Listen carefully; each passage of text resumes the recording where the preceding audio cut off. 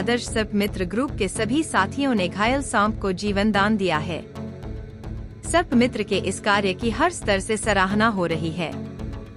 एक घटना तब घटी जब शहर में एक निजी निर्माण स्थल पर जेसीबी से रेत उठाते समय नाग घायल हो गए।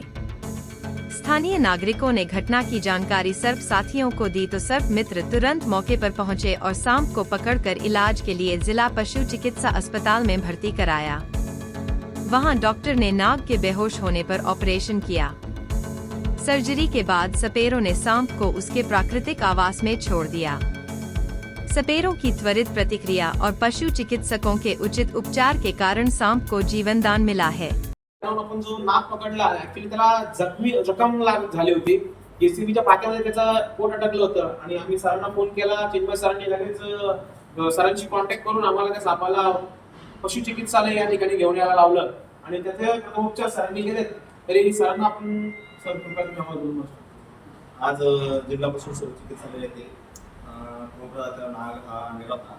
तर त्याला मागच्या साईडला म्हणजे इंटेस्टाईन आणि ॲनस याच्या मधल्या साईडला बऱ्यापैकी मार लागला होता आणि स्किन स्क्लेअर लेवल जो असतो तो निघाला होता आणि मसल पूर्ण दिसत होता।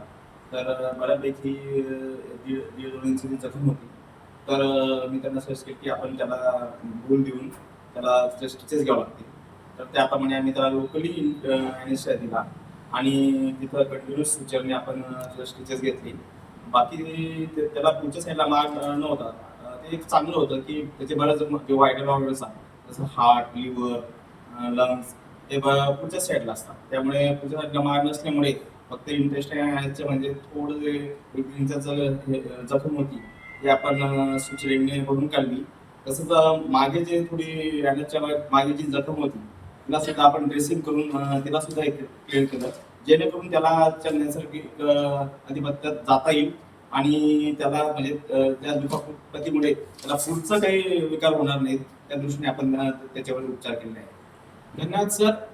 तरी तुम्ही सर खूप ऍक्च्युअली मदत केली आम्हाला। निसर्गाचे अंगण वाचवण्यासाठी तुम्ही खूप खूप सहकार्य केले सर। तर मी तुमचा आदर्श मित्र ग्रुपतर्फे आभारी आहे। दत्तात्रय मोरे, मी संतोष गुप्ता माझ्यासोबत आमचे व्हिडिओग्राफर उज्ज्वल पवार आणि सिद्धार्थ गारवाणी।